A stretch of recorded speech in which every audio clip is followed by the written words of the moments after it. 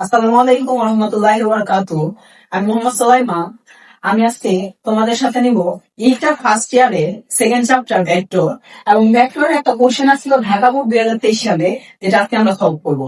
1 kilometre প্রস্থে একটি নদী পার হওয়ার জন্য দুইজন সাঁতারু সাঁতার প্রতিযোগিতায় অংশগ্রহণ করেন।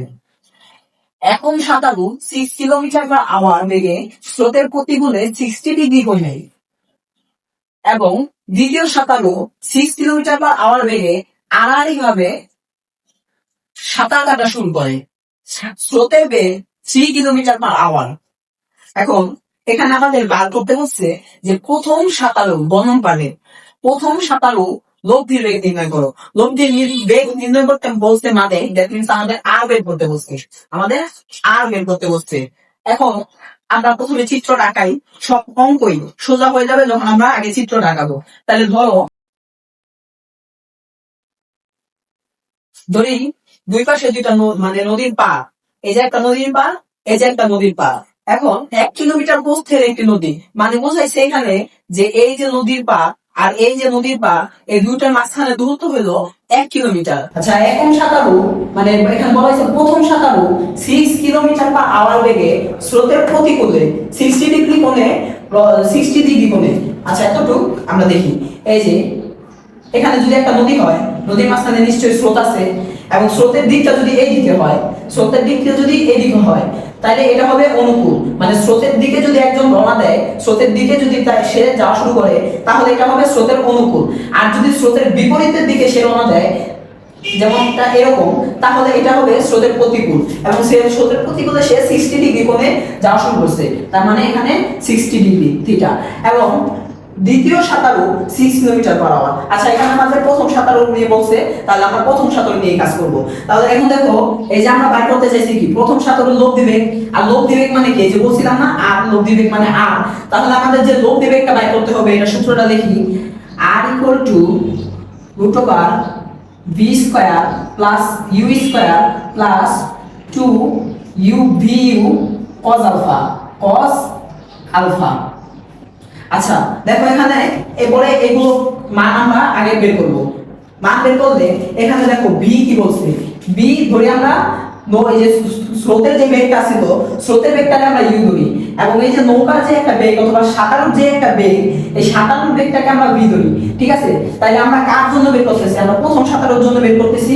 তাহলে প্রথম সাঁতারুর জন্য বের করলে প্রথম সাঁতারুর বেগ দিছে এখানে 6 কিলোমিটার/আওয়ার। 6 মানে এখানে 6 কিলোমিটার/আওয়ার, মানে প্রথম সাঁতারুর বেগ, এই যে এখানে ভি।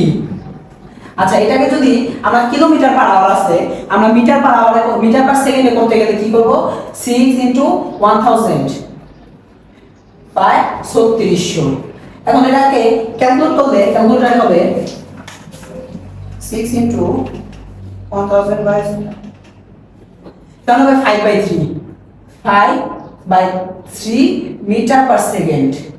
এখন এখানে আমরা ভির মান পেয়ে গেছি, তাহলে একটা একটা করে বের করে আরেকটা একটা করে বসাই দিলাম। 5/3 হোল স্কয়ার প্লাস, এখন দেখো এখানে আমরা ভির মান পেয়ে গেছি। এখন আবার কাকে লাগবে, আমাদের ইউ কে লাগবে। তাহলে ইউ কে খুঁজি। ইউ কি ধরছিলাম আমরা, স্রোতের বেগ। ইউ ধরছিলাম স্রোতের বেগ। তাহলে এখানে যে প্রশ্ন বলা আছে স্রোতের বেগ 3 কিলোমিটার/আওয়ার, তাহলে 3 কিলোমিটার/আওয়ার বলতে এখানে ইউ = 3 কিলোমিটার/আওয়ার। তাহলে ঠিক একই ভাবে 3 × 1000 বাই 3600। এখন দেখো 3 × 1000 বা 3600 সমান সমান আসে 5/6। 5/6। এখন এখানে যদি আবার ইউ এর মান বসাই দেই,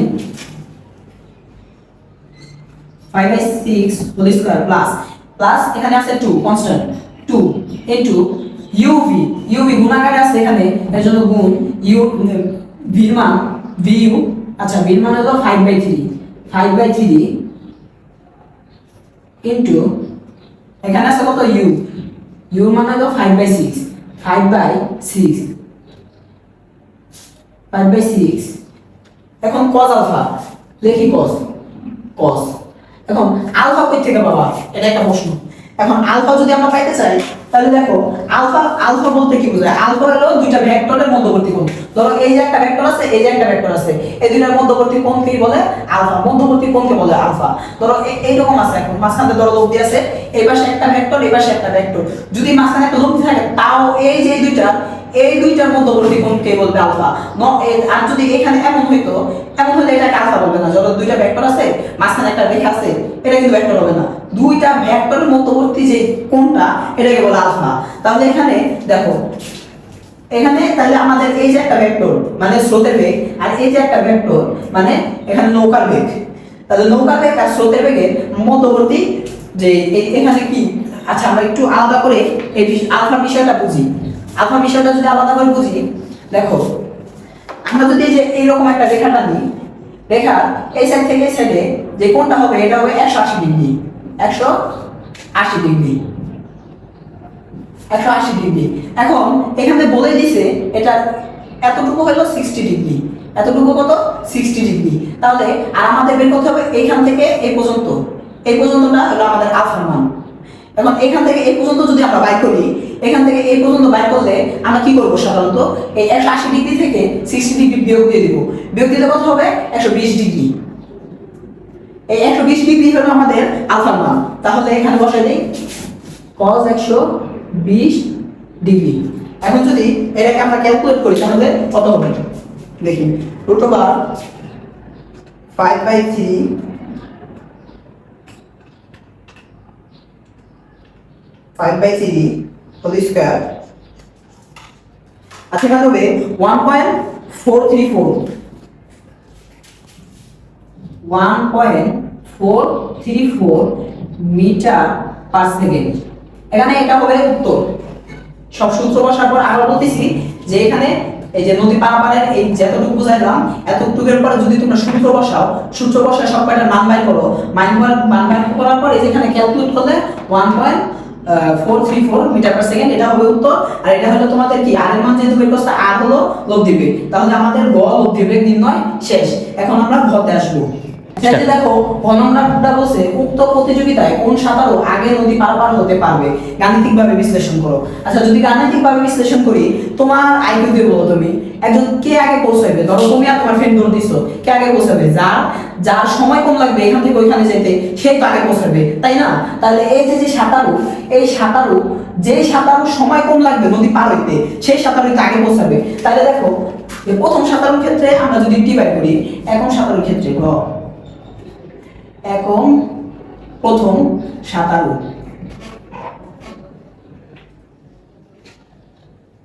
প্রথম সাঁতারুর ক্ষেত্রে যদি আমরা বাইর করি, তাহলে আমরা সময় বের করার একটা সূত্র জানি, t = d/v sin আলফা।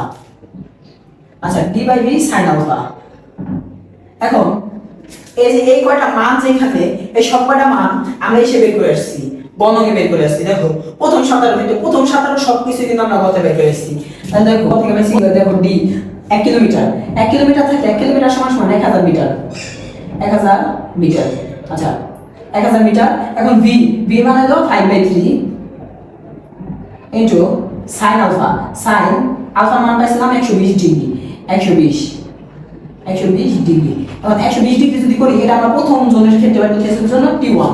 এখন যদি আমরা ক্যালকুলেট করি, ক্যালকুলেট করলে হবে 1 2 3 divided by 5/3 into sin 120 degree equal to 692.82 second.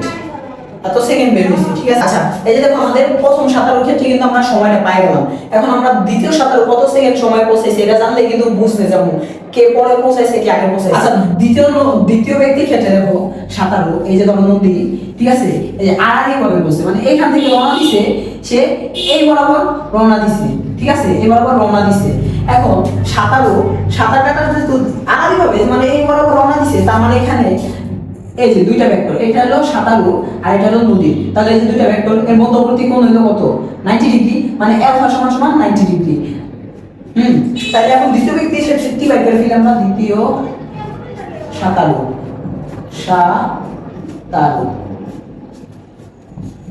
t2 equal to d by v sin alpha d by sin alpha করছি যেহেতু এখন দেখো d মান কত d মান তো সব সময় একই থাকবে নদীটা কোনো সময় বড় ছোট হবে না d মানে কি মানে 1000 লিটার 1000 v v এর মান কত v মান হলো 5/3 into sin আলফা দেখো এই যে সাইনের সাথে এখন এইখানে এই যে আলফা আলফা কিন্তু আমরা দ্বিতীয় ব্যক্তির ক্ষেত্রে দ্বিতীয় ব্যক্তির যে অবস্থায় রওনা দিছে সেইখানের জন্য আমরা আলফা বের করে নিয়েছি মানে 90 ডিগ্রি এই যে 90 ডিগ্রি হলে এখন আমরা ক্যালকুলেট করলে এখানে আসে 600 সেকেন্ড ক্যালকুলেট করলে এখানে আসে কত 600 সেকেন্ড এখন দেখতেছো এটা বেশি হইতেছে এটা কম হইতেছে মানে t1 is greater than t2 মানে t1 টা বড় t2 টা ছোট তাই t2 আগে পৌঁছাবে যেহেতু টাইম কম লাগতেছে তাই সে আগে পৌঁছাবে আর যেহেতু টাইম বেশি লাগতেছে তাই ও পরে পৌঁছাবে এটাই ছিল আমাদের অঙ্ক আশা করি তোমরা সবাই বুঝতে পারছো এবং তোমাদের যে কোনো সমস্যা আমরা তোমাদের পাশে আছি